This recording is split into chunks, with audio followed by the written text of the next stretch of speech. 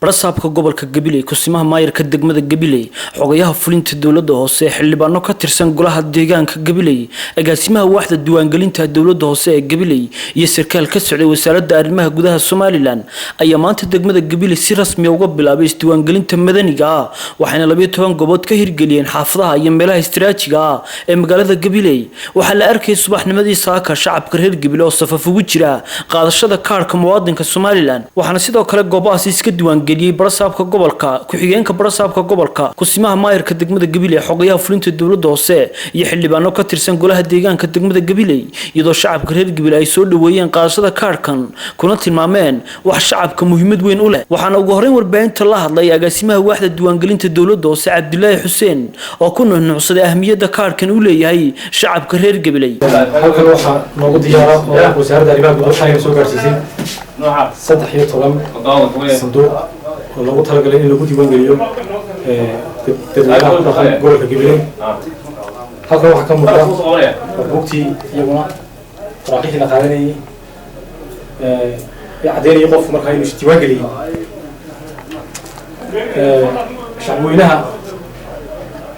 shacabweynaha ku dhaqan gobolka Gabiley aad iyo aad ugu dooranaya inay isdiiwaangeliyaan oo ay qaataan kaarkaasi markaa aqoonsiga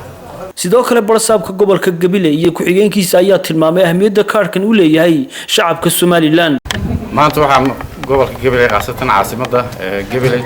si rasmi ah uga bilowday diiwaangelintii muwaadinka taasi oo runtii ah mashruuc qiimo badan oo dadka reer Soomaaliland ay tahay inay isdiiwaangeliyaan muwaadinimadeena iyo dhamaystirka qarannimada Jamhuuriyadda Soomaaliland ay ku xidhan tahay waana mid maanta marka la dhameeyo mashruucan oo la yareeyo dadka aan diiwaan gashanayn ee la diiwaangeliyo dadka intiisa badan waa mid iman doonta in lacag lagu qaato wixii hadda ka dambeeya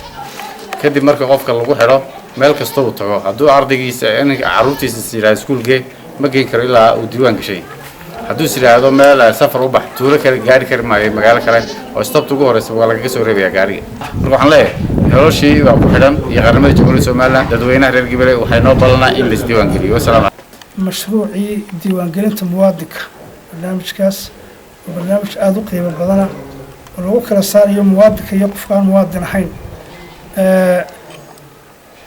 qaybtiisii hore ama wejigiisii koowaad waxa uu ka bilaabmay caasimadda gobolka oo Gabiley maadaama ay ahayd goobaha gobolku ay 12 goobood ahaayeen waxa la qorsheeyay oo la qaatay in kolba degmo 12 gooboodba la wada geliyo sidaa daraadeed baa maanta Gabiley looga bilaabay degmooyinka kalena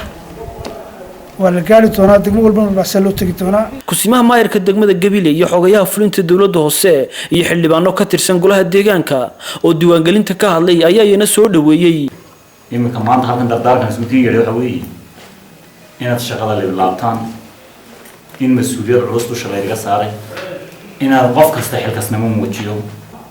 waxa tahay muwaadin register garanaya waxa tahay muwaadin doonaya tirada magaaladiisa Gabiley inuu sugo maanta oo ay bishu tahay bishii 12 2014 waxa dhammaan degmada Gabiley magaalada Gabiley si rasmi ah uga bilaabmay diiwaangelintii muwaadiniinta oo imika anagu maamulka gobolku ay ugu horeeyeen oo soo diiwaangelinay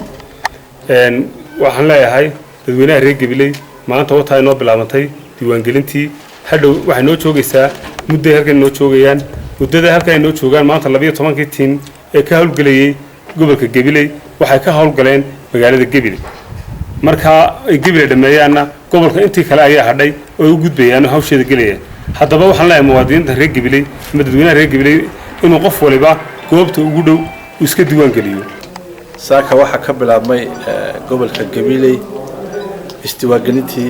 bariyahan ba socotay runtii si fiican bay uga bilaabantay guud ahaan gobolka Gabiley waxaan leeyahay shacabweynaha reer Gabiley in la isdiiwaangeliyo